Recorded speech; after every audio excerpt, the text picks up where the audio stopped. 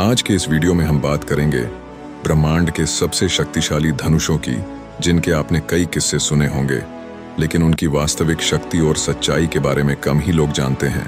तो मित्रों, सबसे पहले आता है गांडीव धनुष, जिसका निर्माण स्वयं परमपिता भगवान ब्रह्मा जी ने किया था।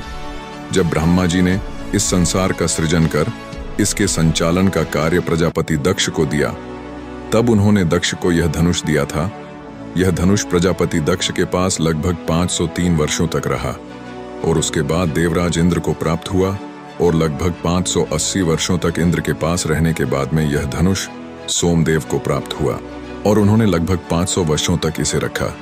उसके बाद सोमदेव से यह धनुष वरुण देव को प्राप्त हुआ और लगभग 100 वर्षों तक यह उनके पास रहने के बाद में खांडवदाह के दौरान अग्निदेव के अनुरोध पर इसे अर्जुन को दिया गया।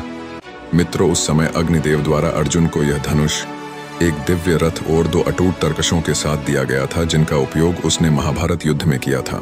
अब हमारे अगले धनुष का नाम है सारंग धनुष।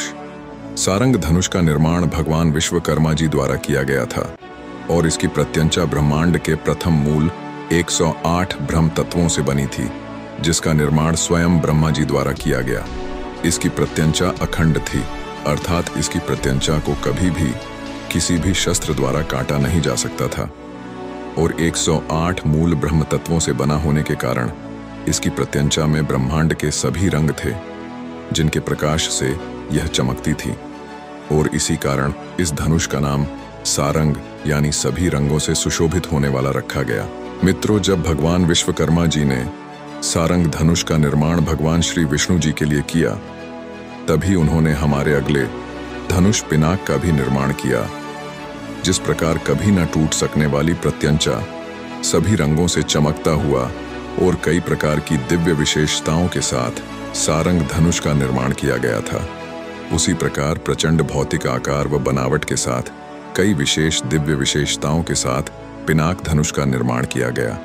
शक्ति और विशेषताओं के संबंध में दोनों ही धनुषों को अलग अलग प्रकार से समान रखा गया, क्योंकि सारंग और पिनाक इन दोनों धनुषों का निर्माण कहा जाता है देवाधिदेव देव महादेव शिव जी और भगवान श्री नारायण जी में से कौन ज्यादा शक्तिशाली है, यह जानने के लिए देवताओं के आग्रह पर किया गया था।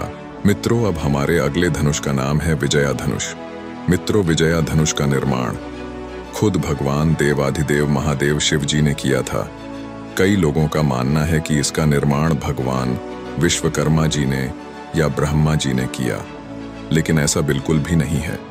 वास्तव में जब त्रिपुरासुर के विरुद्ध कोई भी अस्त्र शस्त्र काम नहीं आ रहा था, यहाँ तक कि सारंग और पिनाक जैसे धनुष उस समय पहले से ही थे, पर फिर भी विजया धनुष का निर्माण किया गया, क्योंकि त्रिपुरासुर व उसके तीनों त्रिपुरों को एक साथ नष्ट करने के लिए जितनी शक्ति चाहिए थी, उतनी उस समय किसी भी अस्त्र या शस्त्र में नहीं थी, क्योंकि त्रिपुरासुर को ऊर्जाओं और वास्तुशास्त्र का बहुत अधिक ज्ञान था। उसने तीनों पुरों का निर्माण इस तरह से किया था कि यदि एक को भी नष्ट किया जाए तो बाकी के 2 उस ऊर्जा को अपने आप बैलेंस करने के लिए तुरंत उसका पुनः निर्माण कर देते थे और जिस भी शक्ति से उन पर प्रहार किया जाता, वो उसे भी पुनः प्रहार करने वाले पर ही भेज देते थे। इसलिए तीनों को एक साथ ही नष्ट किया जा सकता था। यहाँ तक कि वह ऊर्जाओं का ऐसा कवच भी बना लेते थे जिसे भगवान श्री नारायण के सुदर्शन चक्र से भी नहीं भेदा जा सकता था। इसलिए सभी देवता भगवान परमपिता ब्रह्मा जी और भगवान श्री नारायण जी महादेव के पास गए, क्योंकि भगवान श्री नारायण को उनका सुदर्शन चक्र भी महादेव ने ही दिया था। इसलिए उन सभी ने मिलकर उससे भी अधिक शक्तिशाली अस्त्र या शस्त्र का निर्माण करने का आग्रह महादेव से किया और तब महादेव ने निर्माण किया विजया धनुष का। उसे महादेव द्वारा ऐसे ऐसे मंत्रों से अभिमंत्रित किया गया जिससे वह किसी भी अस्त्र या शस्त्र के उसके साथ उपयोग करने पर उसकी शक्ति हजारों गुना बढ़ा देता था और अपने चारों ओर ऊर्जा का ऐसा घेरा बनाता था जिसे किसी भी अस्त्र या शस्त्र से भेदा नहीं जा सकता था। इसीलिए इस धनुष का नाम विजया धनुष पड़ा, क्योंकि जिसके पास यह धनुष हो उसे किसी भी प्रकार से नहीं हराया जा सकता था। संसार का कोई भी अस्त्र या शस्त्र उसके ऊर्जा कवच को नहीं भेद सकता था और इसी बात को ध्यान में रखकर महादेव ने इस धनुष को ऐसा बनाया कि हर कोई इसे धारण न कर सके। यह धनुष इसे धारण करने वाले की ऊर्जा शक्ति से संचालित होता था और उसी की ऊर्जा को स्वयं महादेव के सिद्ध किए मंत्रों की शक्ति से जोड़कर हजारों गुना बढ़ा देता था। और इसीलिए इसका उपयोग इंद्र भी नहीं कर सकते थे, क्योंकि यह इतना शक्तिशाली था कि यदि इंद्र भी इसे हाथ लगाते तो जितनी शक्ति इसके संचालन में चाहिए उतनी शक्ति में स्वयं इंद्र ही शक्तिहीन हो जाते। इसीलिए स्वयं महादेव द्वारा इस धनुष का उपयोग कर त्रिपुरासुर त्रिपुर का विनाश किया गया और बाद में यह धनुष भगवान श्री परशुराम जी फिर उनसे यह महावीर कर्ण को प्राप्त हुआ। मित्रों, कई लोग अर्जुन के गांडीव और विजया धनुष की तुलना करते हैं, लेकिन हम आपको बता दें कि विजया धनुष को बनाना ही नहीं पड़ता।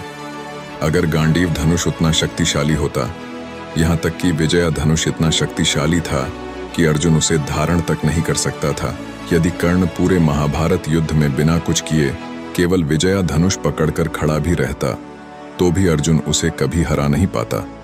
और यह बात महाभारत में खुद भगवान श्री कृष्ण ने अर्जुन से कही थी कि अर्जुन, जब तक कर्ण के हाथ में धनुष है तब तक इस संसार का कोई भी योद्धा उसे नहीं हरा सकता। तो मित्रों, यह थी इस संसार के सबसे शक्तिशाली धनुषों की जानकारी। यह जानकारी आपको कैसी लगी हमें कमेंट में ज़रूर बताएं। और यदि आपको यह वीडियो पसंद आया तो इसे ज़्यादा से ज़्यादा लाइक शेयर कीजिए ताकि यह ज़्यादा से ज़्यादा लोगों तक पहुंच सके। और ऐसे ही आने वाले अगले रोमांचक और ज्ञानवर्धक वीडियोस का अपडेट सबसे पहले पाने के लिए हमारे चैनल को सब्सक्राइब करना बिल्कुल भी ना भूले। धन्यवाद।